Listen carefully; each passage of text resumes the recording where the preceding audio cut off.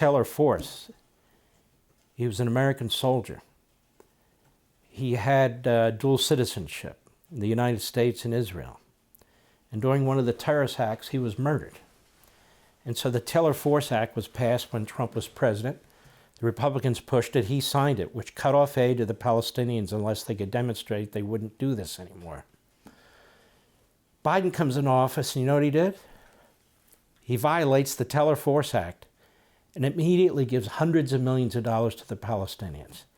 You know what they've done? They've used that money to commit acts of terror. Washington Free Beacon, listen to this. Biden's ambassador to Israel approved a grant aimed at delegitimizing Israel. Email show. This administration, like the Obama administration, is loaded with anti-Semites, loaded with individuals who hate the state of Israel. It's just true. It is a trait throughout the Democrat Party. It was the same thing with FDR. He had individuals at the State Department who purposely refused to allow Jewish refugees in the country during the height of the Holocaust. And he didn't even, at the Department of State, they didn't even meet the quota that was given for the Jews. It was well under it. So we weren't even talking about favoritism. We weren't even talking about a special cap. He refused to do it. He briefed FDR from time to time, and FDR understood what was taking place. Even though FDR had some prominent Jews around him in the cabinet, it didn't matter. Obama's the same way. Why do they think that they can control Israel? Israel's a sovereign country. They get to tell Israel what its sovereign territory is. And then indigenous peoples, aren't we supposed to respect them? We're supposed to do that in this country, Native Americans. Interestingly, Native Americans in most cases aren't the indigenous people. People from Central and South America are. But I don't even need to get into all that. The indigenous people in Judea and Samaria, what Jordan labeled the West Bank in 1948, it's not the West Bank of Jordan, it is Judea and Samaria. Does the word Judea sound like Jew? There's a reason for that. That's intentional, that's purposeful, that's what happened. The Jews are the indigenous people of Judea and Samaria. It's not the West Bank of Jordan. Jordan didn't even exist. The Hashemite kingdom. Oh yeah, big deal. A lot of these places were created by the British. There was no Saudi Arabia. Saudi Arabia was created. The family, that's the monarchy, was put there by the British.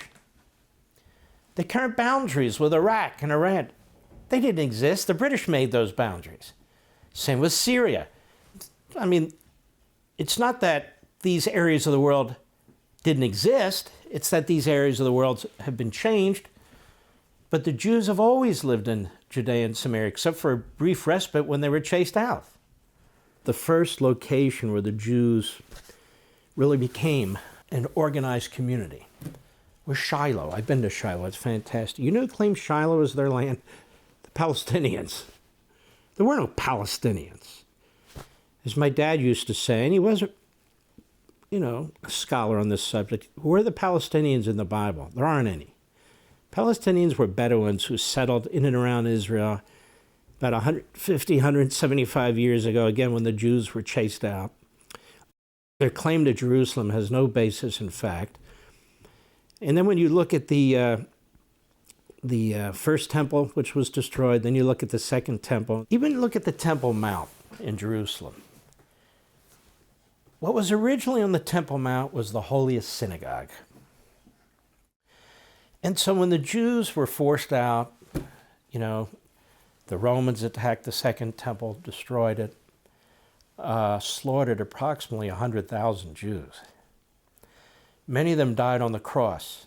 You see Jesus on the cross, that was their preferred way of killing people, because like telephone poles, except closer, they'd line up these crosses all along the roadways, and they would nail the Jews to these crosses.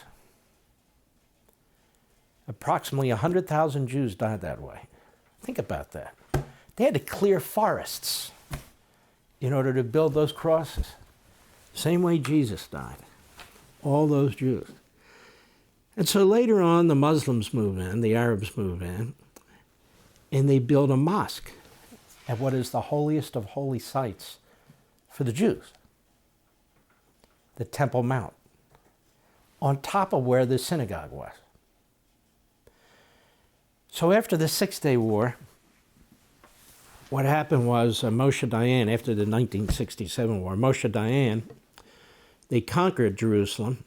They even took the Temple Mount. But Moshe Dayan decided the Temple Mount will stay with the Arabs, in this case the Palestinians. The dumbest thing that's ever been done. So the Jews can't even go to the Temple Mount without permission, and they rarely get permission. But the IDF and the Israeli police still control the Temple Mount. That's why you'll see fights now and then in battles when terrorists go in there to protect themselves or to attack the Jews. So that even takes place there. Now, circling back, under Donald Trump, something extraordinary happened. He appointed an ambassador to Israel by the name of David Friedman. His father was an Orthodox rabbi, and he's very strongly pro-American and very strongly pro-Israel. He's an attorney. I happen to know him well. He's a friend of mine. And my stepson David worked for him over there during a part of the Trump administration. And Donald Trump, it's not because he's doctrinaire, it's not because it's philosophical.